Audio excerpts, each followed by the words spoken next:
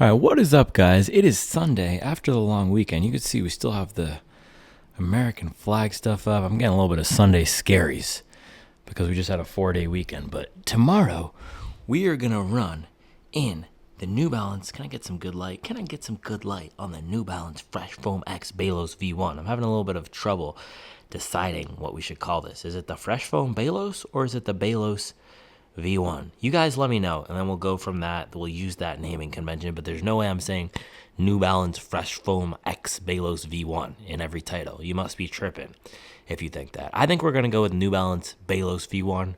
First run, though, I did say Fresh Foam Balos, so it's going to be a little bit of a pivot. But as you can tell from this verbal spaghetti train that we are riding on right now, we're going to have some fun this week. That is the theme of the week. It is fun week. Now, I don't do themes every week, but last week was the people's week. I was trying to give you guys what you wanted to see with all the fun new shoes. And this week we're leaning into that fun aspect. I'm going to have fun planting kindness, gathering love, and just having a blast. Running in shoes like the Balos, which has race foam mixed into the training foam here. Probably the most fun shoe out of all those shoes we opened up last week. So we're going to kick the week off with some miles in the Balos. I have thoroughly enjoyed my experience every single run in this guy so far, and that is kind of gross. I don't know what that is.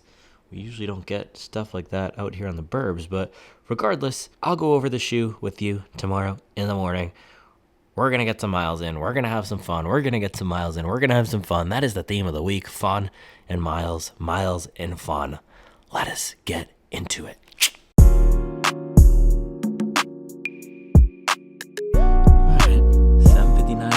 Morning run time. Let's do it. Balos.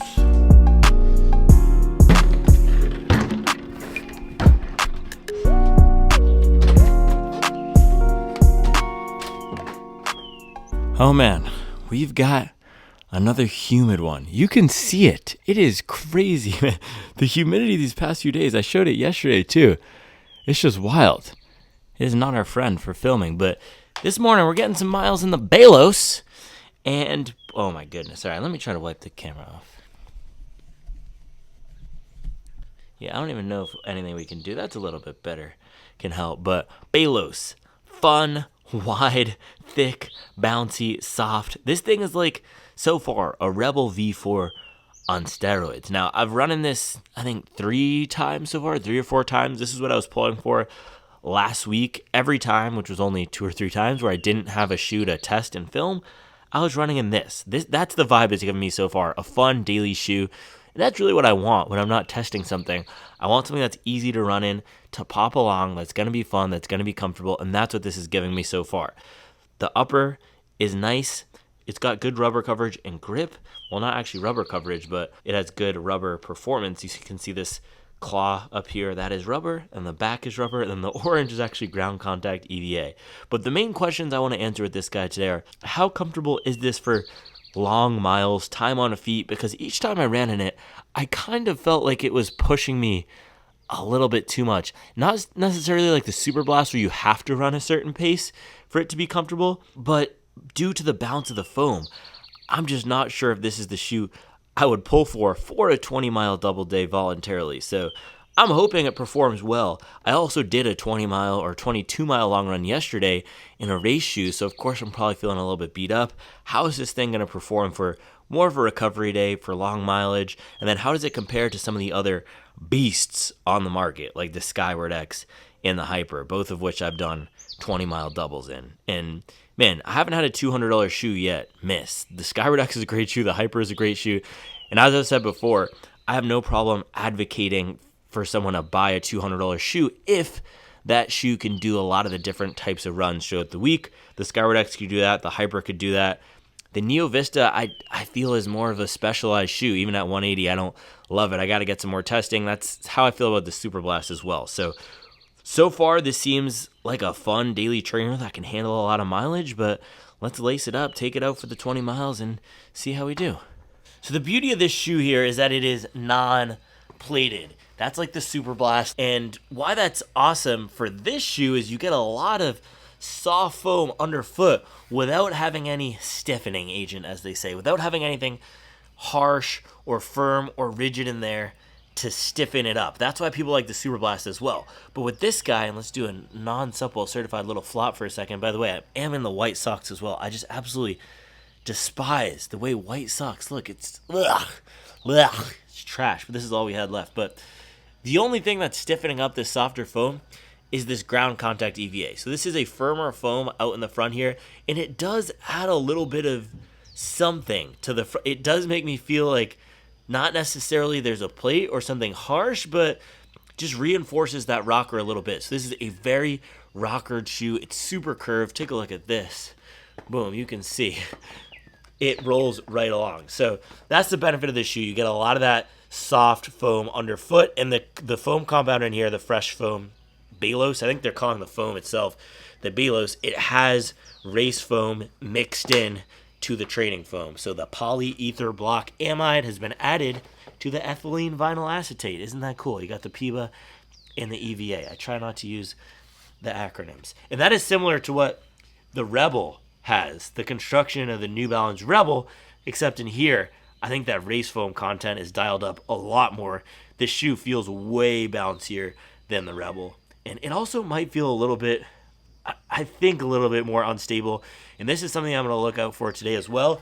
Every time I've run in this shoe, when I get to 30 or 40 minutes, it feels like in the heel area, take a look at this, I might be, I don't know if it's not necessarily overpronating, but just it's so soft that it gets a little bit squishy and squirrely, especially given that I'm a heel striker. So I want to look out for that today. I have not taken the shoe past 10 miles. So how does it do once we get up to that 90-minute mark? Is this going to be a viable long run option? Does it have enough stability for recovery runs in daily miles? Now, quick note on fit before we go. This fits well. If the Rebel V4 fit you, this will fit you in the same size.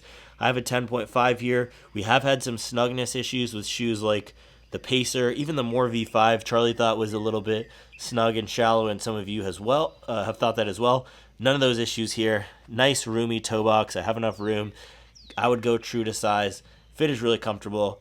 Overall, a nice comfortable shoe on stepping as well. The foam is soft, and I do think I could walk around in this and spend some nice time on feet, though I'm not sure it would be my first choice. So with that, guys, plan for the run, 12 miles this morning. We're going to get some nice recovery mileage in. I haven't done one of these double days in a bit, so this is going to be a fun one. And we're in the Balos, the Harvard 6s. That's what this colorway is.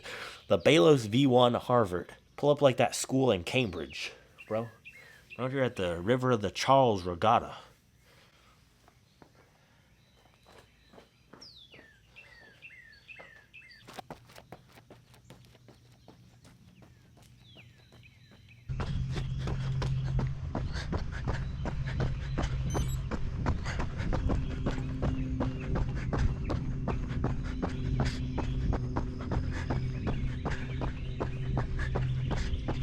So as I mentioned, I have about 3 or 4 runs on this, probably between 20 and 30 miles. And it has been a very comfortable shoe through all those. That's what the fresh foam line is about, comfort. Getting barked at this morning. And yesterday I ran in the Pacer, a plated race shoe. So early overreaction here. This is way more comfortable than any race shoe, and probably the most comfortable out of those $200 shoes. And that's what New Balance does. They're all about comfort right now. Even in their fuel cell shoes, they can't really make an uncomfortable shoe other than the 880. But we don't need to talk about that one.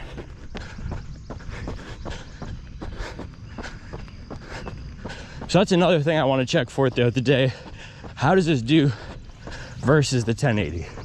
But yeah, first few minutes here, legs feeling a little tired from the 22 miler,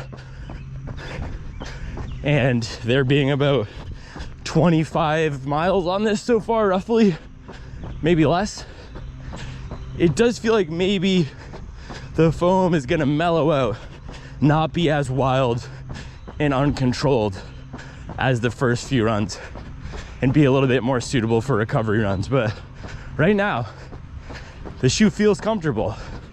It feels like that elevated daily that I could use for this type of run 12 miles at a 7:30 pace or whatever, maybe 7:30, between 7:30 and 8:30 is probably where we're coming, as well as a tempo run. So I'm gonna ease into this run, then hit you with an update in a bit.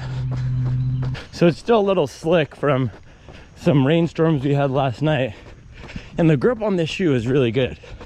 So that's not the issue with the exposed foam and the EVA on the bottom. The problem is durability, and I'll show you this at some point today, but it seems like I'm already wearing down some of the coverage. So we'll have to see how this progresses as we get up close to 100 miles. But as of now, it seems like that might be the glaring error with the shoe. All right, so that's mile 1, 8:14 pace. I'm bopping along here, nice recovery zone. And so far, definitely comfortable. And it's not forcing me to run too fast, which is one of my issues with the shoe, or one of my concerns. Because that first run, we were ripping for sure. But definitely not aggressive so far, which is nice. Oh man, there's a bunch of shenanigans going on up there. Probably trying to protect the neighborhood from all the stray dogs. Maybe the golfers have gone wild again.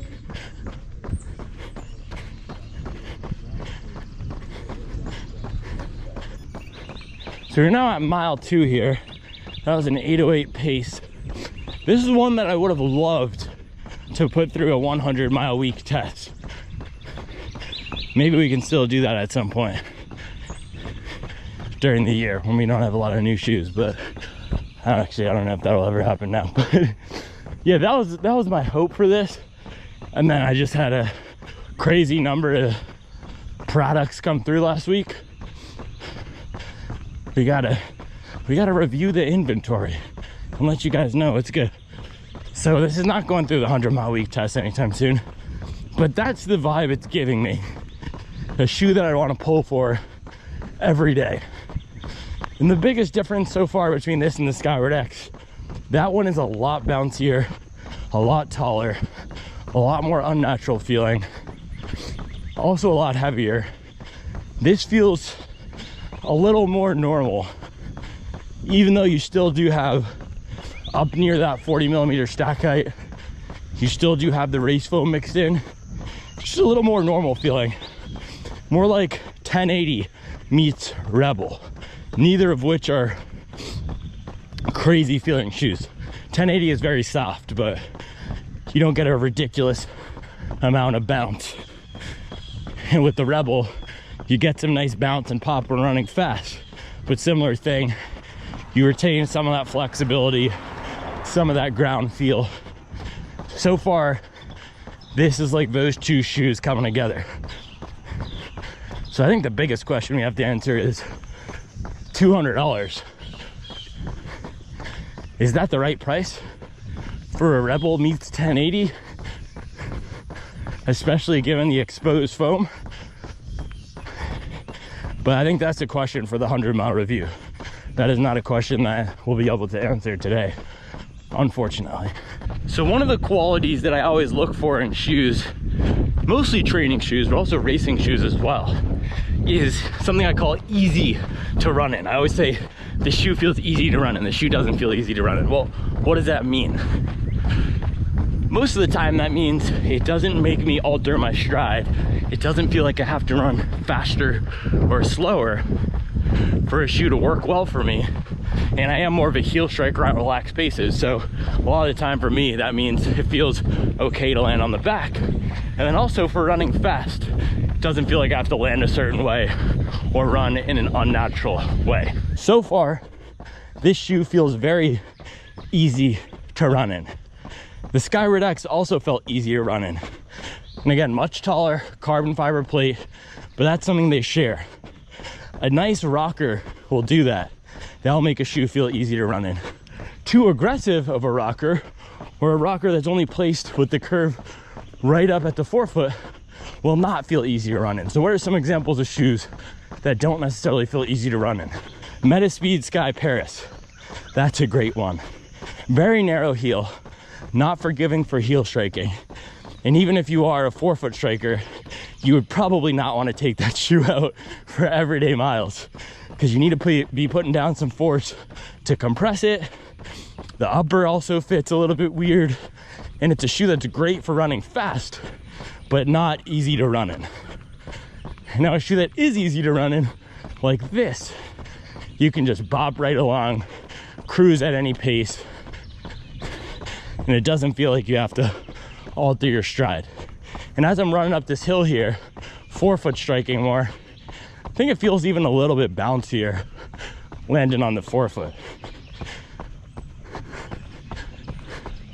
But one quality that completely can kill a shoe's easy to run in marks is stability. So if we start getting that squishy, squirrely feeling again, which I'm actually not getting so far, then this isn't gonna be too easy to run in, because it can feel like we're fighting against the foam. And similarly, a shoe like the Nimbus 25, right? Even though that's a max cushion cruiser, the opposite of the Sky Paris, that's not easy to run in for me, because I do get that fighting against the foam feeling, where it feels like my legs don't work with the stack. But so far, not getting that here, which is great. So one of the benefits of running in as many shoes as I've been able to do this year, which has been fun, awesome, such a huge privilege to do that, is I get so many points of comparison. And so another comp that I'm getting with this shoe is the Hoka Clifton. Now, that is not a bad thing at all. I don't mean that in a bad way. I mean it in the best way possible. Now, I've been using that shoe as my walking and around town shoe, and my favorite part about it is it has this cushioned high platform feeling, and then the foam, it's not a firm foam, but it's not as soft as this, and it has enough rigidity to really create this rocker, almost boat feeling, where you tip along, you don't sink down that much into the foam. So with this, you sink down way more and you pop back up, but it has that same cushioned platform in the roll. So modernized Clifton 9, similar low drop as well. Hopefully the durability is better, and it should be, because New Balance has good durability usually. So we're about halfway through, still has those easy to run in characteristics. It's almost reminding me, I know I said Clifton, but I think Mach 5 is another one. We have those 2 layers of foam, softer on the top with the rocker, great summer shoe. Although I think the Mach 5's upper might be a little bit more breathable. But regardless, what I wanted to say was a head-to-head that I really want to do now is this versus the Neo Vista. Because that one, a lot of people are saying, you gotta be a forefoot striker. You gotta be running fast. And right now, I'm heel mashing and running at a more relaxed pace, and this feels great. So it'll be interesting to do a head-to-head with both of those, where we do different paces, run with different foot strikes, and see how they perform. Maybe I'd like the Neo Vista a little bit more for fast running. But I can tell you already, this is a very versatile shoe. And for me, you guys know, that's one of the things that will make me praise a shoe. I like shoes that can do a lot. More value for the price, regardless of what the price is. So I'm just bopping along here, really enjoying myself. If I weren't testing the shoe and running in it right now for the purposes of analyzing it for you all, I probably wouldn't even be thinking about the shoe, which is perfect. That's exactly what I want on a recovery shoe. For a race shoe, I might want it to feel fast, aggressive, feel like it's giving me some bounce and pop. Right now, I just want the shoe to make my legs go away. That's exactly what it's doing. But the reason I flipped this back on is because I wanted to talk a little bit about prioritization. And if you've been watching the channel, that was mile 8:18. But if you've been watching the channel for a while, you might have heard me use the phrase ruthless prioritization, which means being a got some guys putting in the work over here. So what does ruthless prioritization mean to me? It means being an absolute savage about doing what we need to get done, when and where and how. so that what needs to get done is done. And a lot of people ask how I balance running and family, running and work. I think the better question is, how do you prioritize running or health or fitness or whatever it is with all the other constraints? And that's the way that I try to look at it. How can I make this a priority given everything else going on? And if you do put health, running, fitness at the top of that priority list and say, I'm gonna get this 30-minute run in no matter what, you will find a way to make 30 minutes or 45 minutes to run, shower, change, and get back to what it is you need to do. That might mean you deprioritize something else. Well, that will 100% mean that there's gonna be an opportunity cost, but you'll get the miles in. And it helps to have a support system and other people around so that things don't fall completely through the cracks. But think about how much screen time we have every day. Think about how much time we have sitting at our desk waiting for an email to come back in, waiting for someone to respond to a Slack message, waiting for our food to cook. So if we can streamline some of those other things, smush them together, then maybe some time can free up to prioritize what we want to do, which is getting outside on a beautiful morning and getting some miles in. All right, we are almost at mile 11 now, popping back into the neighborhood. 1 hour, 27 minutes, 4 seconds. And we're at about mile 30 something in the shoe. And that's typically when I can start giving really pointed, poignant, proper, precise, popping analysis on a shoe. 30 something miles. And this is, I figured out the cross, what this shoe is. And I love doing these. It's like this mixed with this. So this is like the Mach 5 mixed with the 1080. That's what it is. Geometry of the Mach 5, that dual foam feel with that pillowy goodness underfoot of the 1080. And I really wish New Balance had sent Charlie a pair of these, because I would love to get her take on how this is for walking versus more V5, but they just didn't have a pair in her size, so we're not going to get that insight, unfortunately. But yeah, that roll of the Mach 5 with the comfort of the 1080, and this is a part of the program here. About 90 minutes in, we're at 1 hour 28, 9 seconds, 10 seconds, 11 seconds. But this is usually the part of the program in the 1080 where I would want to get the shoe off my foot because it was getting too mushy. With this guy, I feel like this is the best part of the run right now. I feel like I'm warmed up and I could put down 30 minutes at marathon pace or something. Probably not, my legs are tired, but I don't feel like I want to stop right now. And that's similar to how I felt in the Mach 5 last summer. I would do a lot of my 10 milers, recovery runs in it, and I would fast finish a lot of those. So Mach 5 X 1080, fast, smooth, comfortable. That's what this thing is, man. Floaty boaty. And that was 11, 7:51 pace. See you guys back at the market. All right, guys, back up here at the shoe market. It's not very shoe markety today. It's more just like a shoe art exhibit spotlighting the Balos. And boy, is this a piece of art. So 12 miles, 1 hour, 37, and 43 minutes of just floating, gliding. Pure joy. This is a fun shoe. I'm glad we kicked off Fun Week with this shoe. 8 minutes, 5 seconds. We got to get ahead of our hydration. It's not too hot yet, but the humidity is brutal. Look at my shorts right now. Can you see this? Looks like I just went swimming. Absolutely disgusting. So man, that was a good run. That was what I like to call a tone setter. Just nice and smooth. 90 minutes. The 90-minute recovery run, that is the building block for me of leveling up to the next plateau of marathon fitness. And I think we have been at a plateau for the last few months, but that's also what a down period is. I haven't been training for anything, so we want to maintain and then have a base to build on. And actually, before I take this one off, one thing I did want to point out here The upper does have some extra material, which is nice. Look at this. It's not super snug on my foot. It is a little bit, I don't know about baggy, but then the toe box as well. You get some nice, look at this.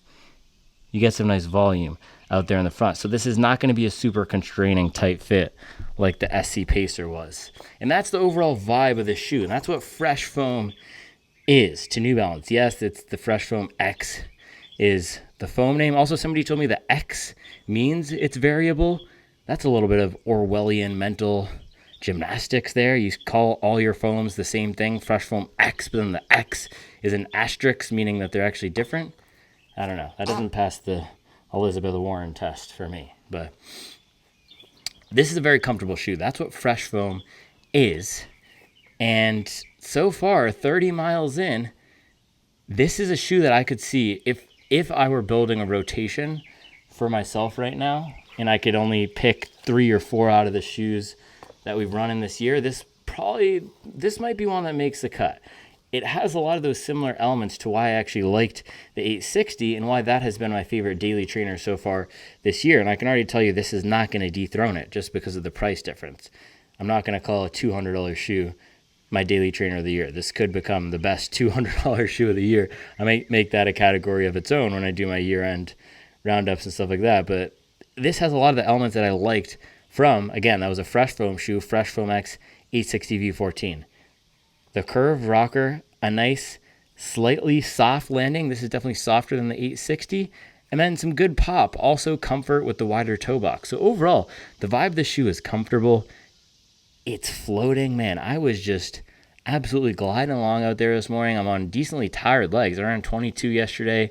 I ran 10 miles on Saturday, but that was in the, I was going to say pouring rain. I don't know what you would call it, 101 degree heat on Saturday. It was not raining, but it was heat. It was absolutely horrible. And this morning, put up 12 in this and felt great. So this is a shoe that takes the burden completely off of my legs, especially as a heel striker.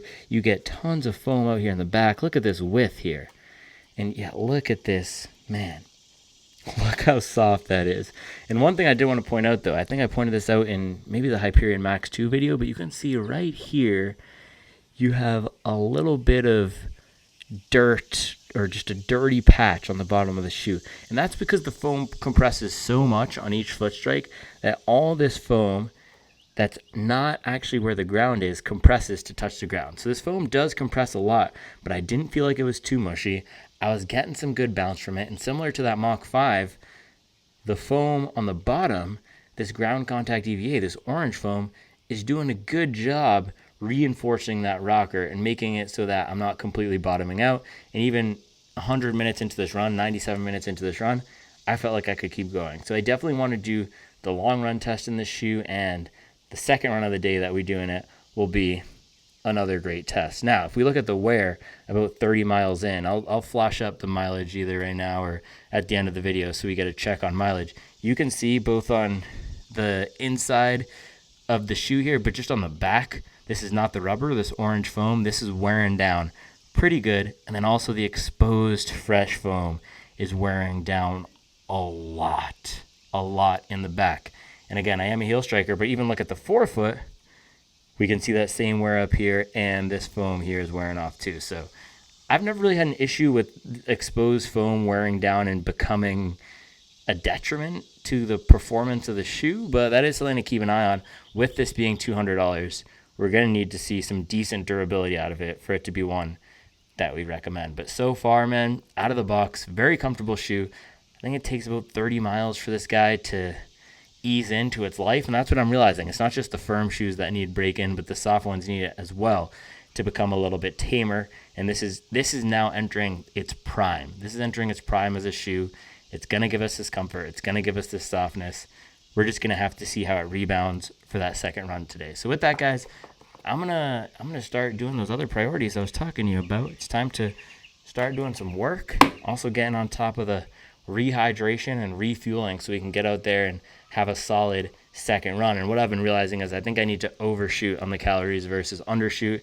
It's better to be a little bit too full, or I don't even know if that's a thing. I've never thrown up from being too full on a second run, but I have felt absolutely horrible because I did not eat enough. So I'm going to make sure I get on top of the fueling today, get on top of the hydration, and we got some work to do. So I'll see you guys for some lunch, some recovery, and then we'll be back out here for the second run.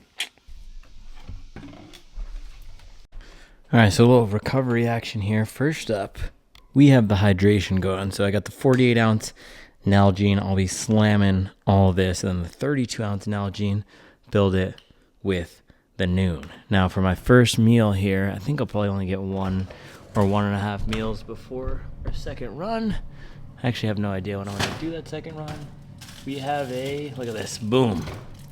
Haven't had one of these in a while, but frozen burrito. So this thing has rice and beans, corn, tempeh, onions, fire. Everything you need in a nice compact, pre-made by Charlie, Supwell Kitchen burrito. Look at that. So I'll set the oven to probably 425 or 400. Let's do 400. Put it in there for about 30 minutes and we'll be good to go. See you guys when it's ready.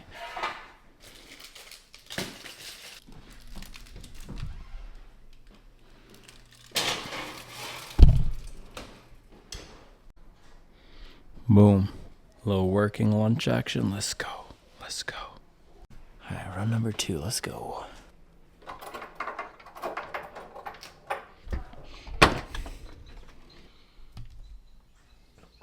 All right, run number 2 in the Balos.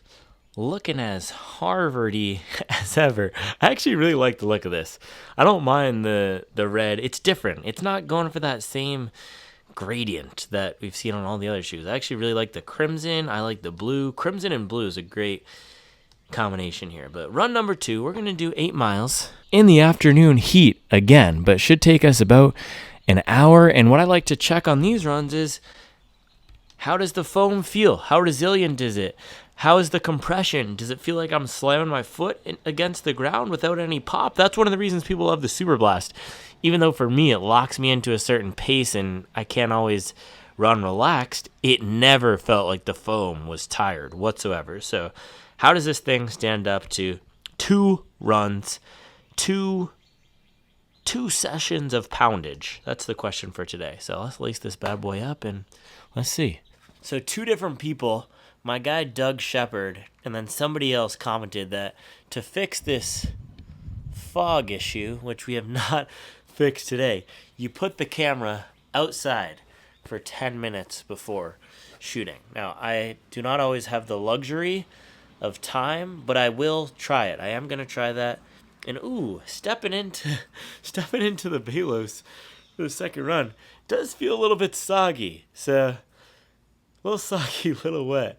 Does feel like we could have used maybe another hour in the warmth to dry. I did not let it dry out here. I had it inside, but we got to dry our shoes between runs, and we got to put the camera outside 10 minutes before. But man, this is a comfortable shoe, still super comfortable stepping in it here, and that is the overall vibe. And I really think the differentiator of this versus the other $200 shoes, this is the comfortable one. Yes, it's soft. Yes, it's bouncy, but it's not going to beat the Skyward X for bounce.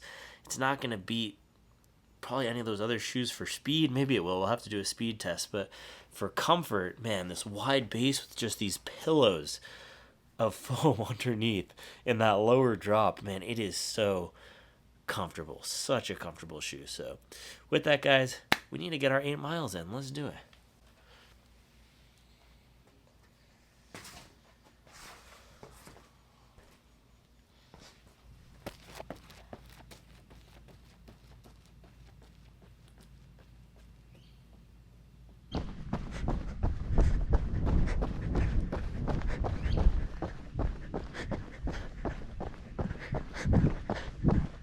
All right, so second run here.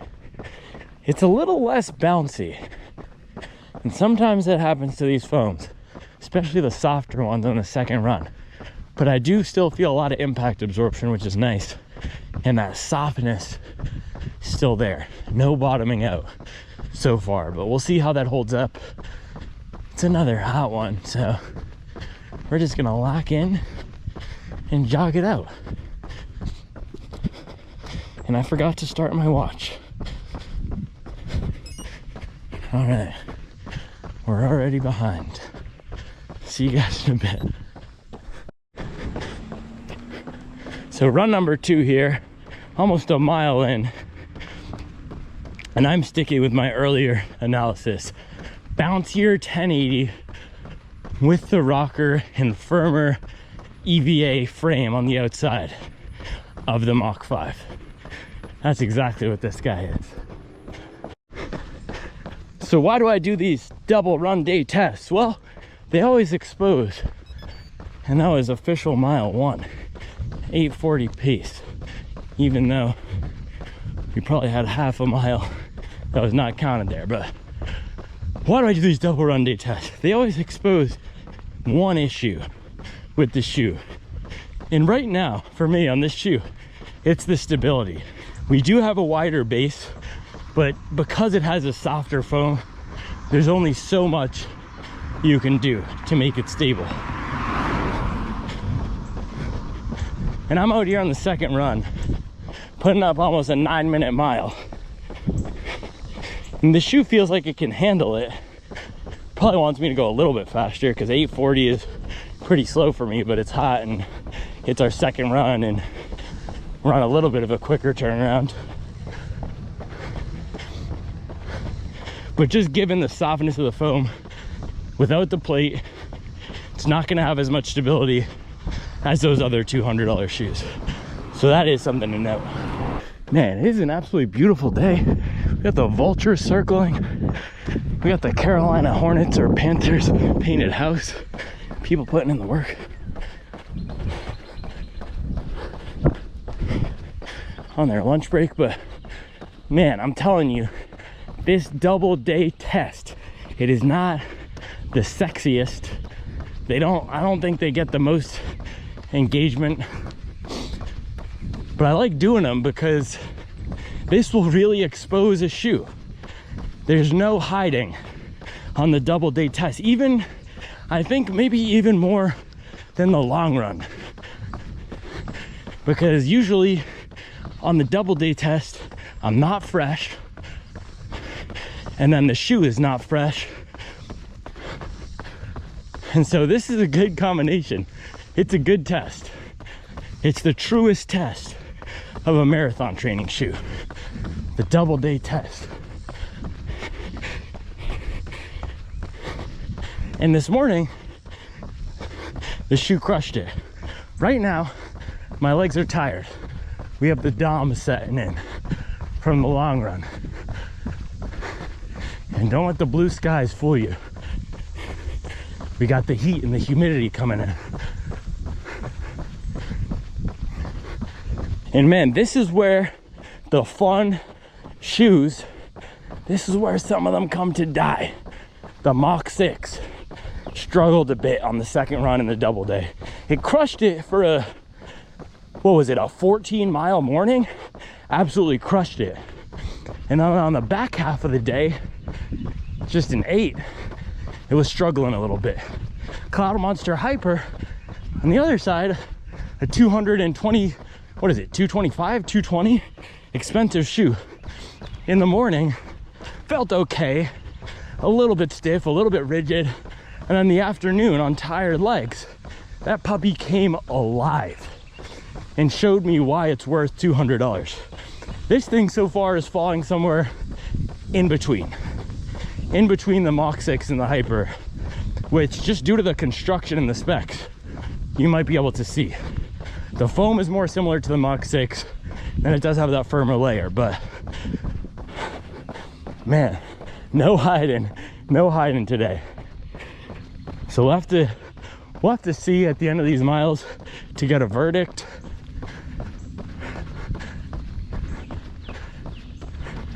But the shoe's not giving me as much speed assistance and benefit as I would have expected. Also, a little Refuel review. I could have done 2 of those burritos. I could have done 2. We only had 1 and we were pressed for time. I told you, I even said I'm gonna eat more, and then I didn't have time because I was working, and that's what happens. So we prioritized the run and we prioritized the working. We did not prioritize the fueling, and I'm paying for it a little bit. Hydration was on point though, so I'm not too worried about making it through, feeling strong. Just we don't have as much kick and zest on this back half, but it's all good. Man, it's time for some visualization right now. That's how we're gonna make it through. I could go for a peanut butter and raspberry jelly, no, almond butter and raspberry jelly smoothie. Maybe some strawberry lemonade, ice cold. I think those are the two top of the list things. And you know what just popped into my head? Pizza rolls. I don't know why. I don't know if they make vegan, I'm sure they make vegan pizza rolls. Probably found them at Sprouts. I should get a Sprouts partnership.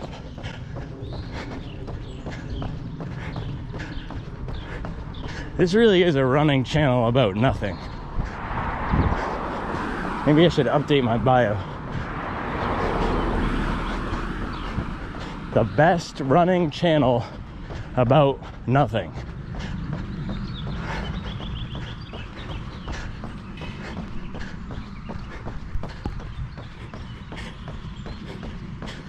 All right, we're about halfway through, and I'll make sure to talk about this later, but the EVA frame here on the bottom really is the unsung hero of this shoe. I don't think this shoe would work without it. And it's not really one of the elements that's been hyped up or talked about. It's more so the PIBA that's in the fresh foam, but the EVA on the outside, that firmer layer, is doing a lot of heavy lifting, especially on the second run. We got some deer up there. They've really been out here recently.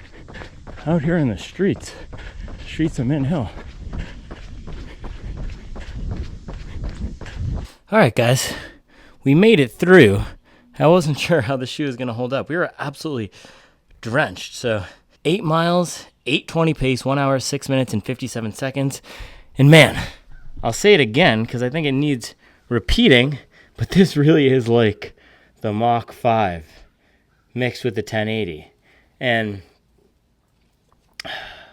this is also making me wonder, what is the 1080 V14 going to be? People keep asking me to compare this shoe and the More to the 1080, and it's hard because, of course, there's different ride characteristics to them. This one has more bounce, but especially More V5 versus 1080.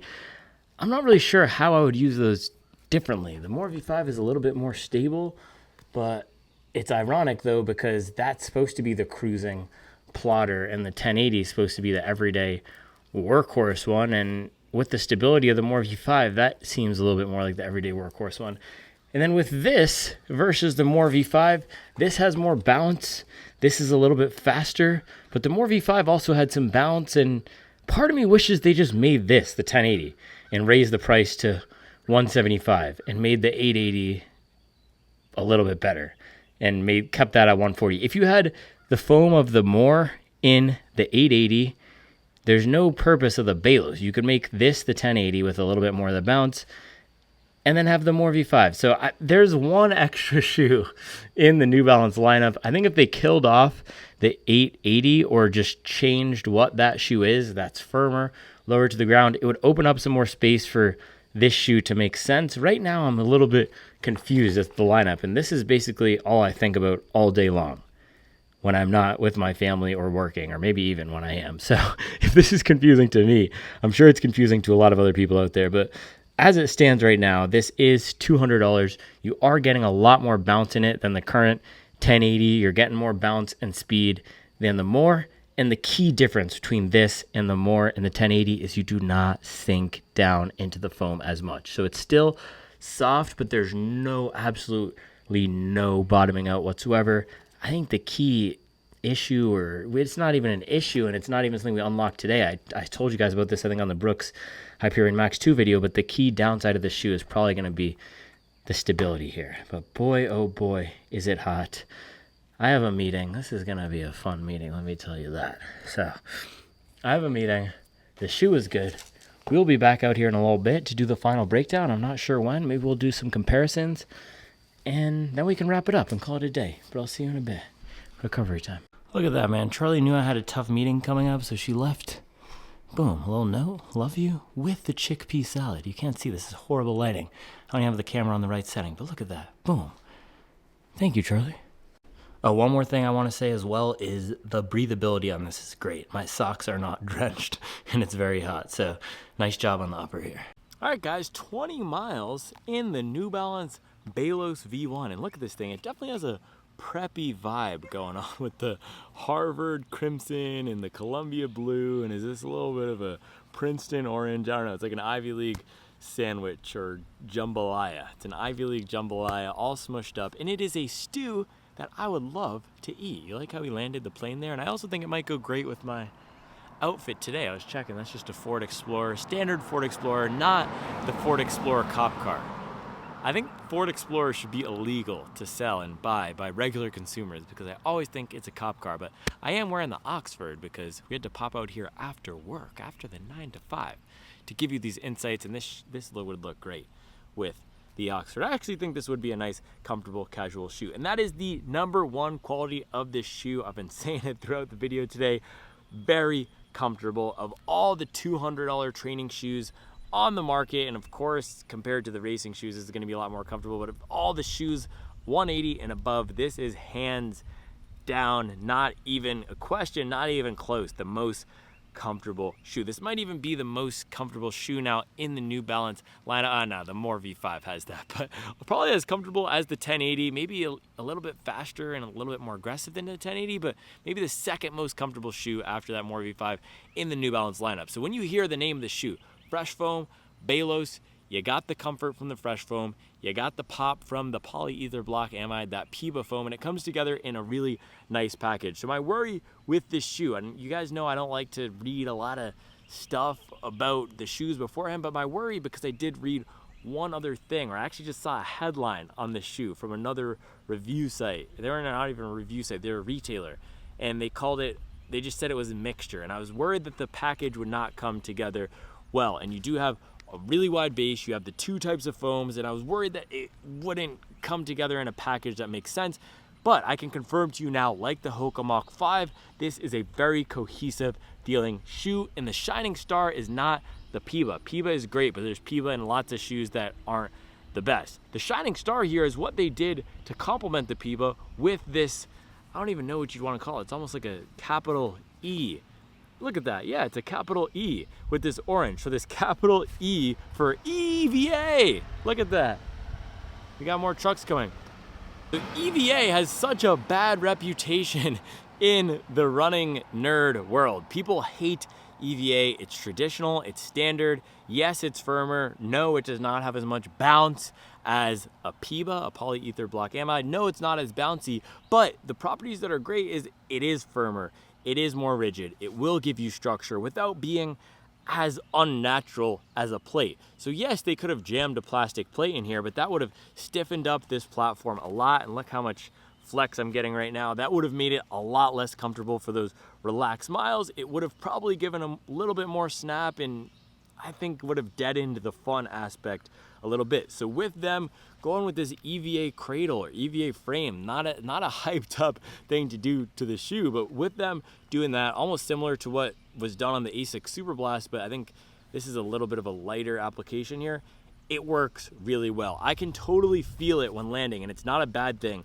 I can feel the forefoot firm up just a little bit when forefoot striking, and it almost makes me want to forefoot land to get the benefit of that additional rigidity up here and then pop along. So the ride in here is smooth, it's soft, it's bouncy, it's okay for stability, just because, again, I mean, look at this. Any platform that's 40 millimeters in the back and has this much flex to it is not going to be that stable, even with how wide this shoe is. But what they've done with this foam up here does give you some more stability in the front, and then when you're landing out in the back, really soft and comfortable. So throughout the 20 miles today, we got 12 in the morning, 8 in the afternoon. This was awesome for pretty much all of them. In the morning, I was totally heel striking, landing on the back of the shoe, just nice and easy, 97 minutes. I don't know why I said 97. It was an hour, 37 minutes. And then in the afternoon, same thing, nice relaxed miles. We didn't have any crazy pace pickup today, but I did experiment with more of that forefoot landing in the afternoon run, and it did really well. So overall, I'm impressed with this shoe, but for $200, of course, I expect I expect greatness. I expect a fun shoe for $200, and I also expect versatility. And that's the thing with this shoe that I was worried about. How versatile is it going to be? And throughout those 3 runs I did in it last week, I wasn't quite sure. I thought it might be forcing me to run too fast, and today we learned that was not the case. It did not force me to run too fast. It was not too aggressive. It didn't put me up on my toes. My friend Caden, who's been testing the Cloudmonster Hyper, he felt like that put him up on his toes a little bit too much. And even with the Neo Vista, I felt that I couldn't land as I naturally would out in the back. With this, you get a nice caboose and you get that nice wide base, making it a great shoe for recovery miles. And then last week did some faster running down at 7 flat and even took it down to some 6s, and it did really well. So I think this is gonna slot in like that Mach 5 or Mach 6 for a lot of people if you want a fun, fast, bouncy shoe like the SL2. But what are the additional benefits that you're gonna be getting out of this that you can't out of those $130 and $140 shoes? And for me, that really came through on the second run of the day. That is why we do the 20-mile double run day test, and I don't just do a 12-mile recovery run test with the shoes, because this is a stress test of the shoe, and I think it might even be a better stress test of the shoe than the 20-mile long run. Something about doing the 97 minutes in the morning, then having to wait, and then coming back to it in the afternoon when it's wet and you're showered and you're tired and you just have whatever it is, then having to lace it up again for another hour on tired legs, that will really expose the flaws of his shoe. And the one flaw it exposed was when I was really tired, the stability in the back, not the best. And that's where a plate could add some more structure to the platform. I don't think it needs it. I think for 97 to 99% of people out there, if you're not doing 20-mile doubles in one shoe, you'll be fine. And it was only during a few times in the run where I had that issue. But where the benefits come in, and this is what I wanted to say, was this foam is not going to bottom out at all. This was an issue I had with even the 1080 and the Mach 6. It felt on those second runs of the day in the shoe, or on tired legs, or when I got closer to that 2-hour mark, the foam just could not hold up. And we still have to do the long run test in the shoe, and maybe it will completely fall apart from throwing down 6:30 pace at mile 17. But for today, with nearly 3 hours of running on the shoe, it did not fall apart at all. It was awesome. The 4-foot foam here, again, adds that additional structure. It makes it so that the foam isn't compressing too much. And this foam itself, this fresh foam Balos, it's unique because I can push my fingers into it pretty deep here. Can you see this? I might need to, let's see. A little bit better lighting for you here. I can push my fingers into it pretty deep, but it still felt, unlike the 1080, it felt most of the time like I was riding on top of the foam, wasn't sinking as deep down into it, and the ground contact time was a lot lower than with something like the 1080. So it was more a feeling of floating along on top of it, similar to the Clifton or the Mach 5, versus that sinking that I get with the More V5 and the 1080 V13. So that makes the shoe a lot more capable for faster running. That also makes it a lot better for those later miles, either in the day or in the run when you're tired, and also makes it a lot more comfortable than all those other $200 shoes. So this is definitely one of the most comfortable shoes on the market. This versus the Skyward X are two shoes that I would just love to pull for most of my runs throughout the week, relaxed or not. The Skyward X probably takes it in terms of that fun, just because it has the plate and it has the supercritical EVA on the bottom with the PIBA on top, but this takes it for the comfort. This definitely takes it for the comfort. No plate, no, just a Palisade, good old Palisade. Yeah, ton of foam, ton of fun. It really lives up to that fresh foam name. You get the wide platform. This thing is like, I said the Hoka Skyward X was the Wagoneer. This must be the Lincoln Navigator, right? This is the Lincoln Navigator of running shoes.